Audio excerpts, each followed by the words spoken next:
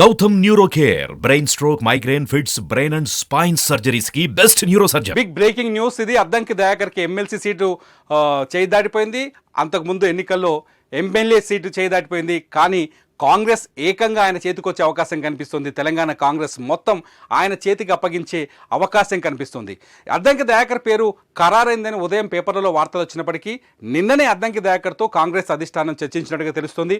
తెలంగాణ కాంగ్రెస్ వ్యవహారాల ఇన్ఛార్జ్ దీపాదాస్ మున్షి అద్దంకి దయాకర్తో మాట్లాడి అతన్ని కాంప్రమైజ్ చేసిన తర్వాతనే మహేష్ కుమార్ గౌడ్ పేరుని అధికారికంగా ప్రకటించినట్టుగా తెలుస్తుంది. మహేష్ కుమార్ గౌడ్ కూడా ఎన్ఎస్ఐ కార్యకర్తగా పనిచేశారు. కాంగ్రెస్ పార్టీలో కింది స్థాయి నుంచి పైకి వచ్చిన కార్యకర్తగా పనిచేశారు.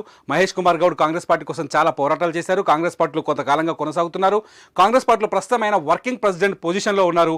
మహేష్ కుమార్ గౌడ్ గత ఎన్నికల్లో అవకాశాన్ని కూడా కోల్పోయారు. దీంతో మహేష్ కుమార్ గౌడ్కి ఈ ప్రస్తుతం సముచిత స్థానం కల్పించాల్సిన అవసరం ఏర్పడినట్టుగా కాంగ్రెస్ అధిష్టానం భావించినట్టుగా తెలుస్తుంది. అలాగే బల్మూరు వెంకట్ కూడా ఎన్ఎస్యుఐ ప్రెసిడెంట్గా ఉన్నారు.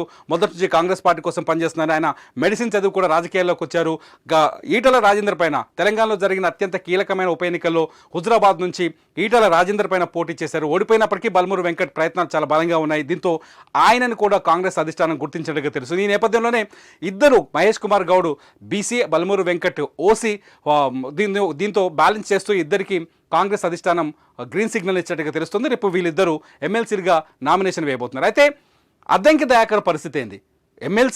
ఎమ్మెల్యే ఎన్నికల్లో ఆయనకు తుంగతుర్తి టికెట్ ఇస్తారని తుంగతుర్తిలో ఆయన వర్క్ చేసుకున్నప్పటికీ కూడా కొంచెం ఎమ్మెల్సీ అద్దంకి దయాకర్కి అవకాశం ఇవ్వలేదు. అప్పుడు మందుల శామ్యూల్ కోసం తన టికెట్ని త్యాగం చేయమని కాంగ్రెస్ అధిష్టానం చెప్పింది. అప్పుడు కూడా అద్దంకి దయాకర్ ఫీల్ అవ్వలేదు. తను మీడియా ముందుకు వచ్చి చాలా స్పష్టంగా చెప్పారు, కాంగ్రెస్ అధిష్టానం ఏం చెబితే అది చేస్తానని చెప్పారు. ఆ తర్వాత ఇప్పుడు ఎమ్మెల్సీ టికెట్ల విషయంలో కూడా అదే జరగడంతో అతను మళ్ళీ కాంగ్రెస్ అధిష్టానం ఏం చెప్తే అది చేస్తాను. నాలాంటి వాళ్ళు కాంగ్రెస్ పార్టీలో అనేక మంది ఉంటారు.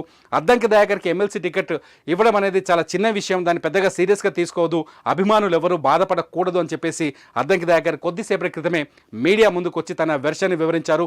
కాంగ్రెస్ అధిష్టానం ఏ నిర్ణయం తీసుకున్నా దానికి నేను కట్టుబడి ఉంటానని చెప్తున్నారు. అయితే కాంగ్రెస్ అధిష్టానం చాలా కీలకమైన స్టెప్ తీసుకున్నట్టుగా తెలుస్తోంది. అద్దంకి దయాకర్ త్యాగాన్ని కాంగ్రెస్ పార్టీ గుర్తించినట్టుగా తెలుస్తోంది. కాంగ్రెస్ ఎందుకంటే అద్దంకి దయాకర్ తెలంగాణ ఉద్యమంలో ప్రత్యేక రాష్ట్రం వచ్చిన తర్వాత అద్దంకి దయాకర్ స్టాండ్ మారింది. ఆయన కాంగ్రెస్ పార్టీ వైపు వెళ్ళారు. కాంగ్రెస్ పార్టీ ప్రతినిధిగా పనిచేశారు. కాంగ్రెస్ పార్టీ తరఫున తన స్వరాన్ని వినిపించారు. కాంగ్రెస్ పార్టీ తరఫున అనేక చర్చా వేదికల్లో పాల్గొన్నారు. గత ప్రభుత్వం బీఆర్ఎస్ ప్రభుత్వంపై అనేక విమర్శలు చేశారు. బీఆర్ఎస్ ప్రభుత్వంతో అనేక పోరాటాలు కూడా చేశారు. బీఆర్ఎస్ ప్రభుత్వాన్ని అడుగడుగునా నిలదీస్తూ వచ్చారు. అద్దంకి దయాకర్ కాంగ్రెస్ పార్టీలో మంచి గుర్తింపు కూడా తెచ్చుకున్నారు. అటువంటి అద్దంకి దయాకర్ని అన్యాయం చేస్తారా?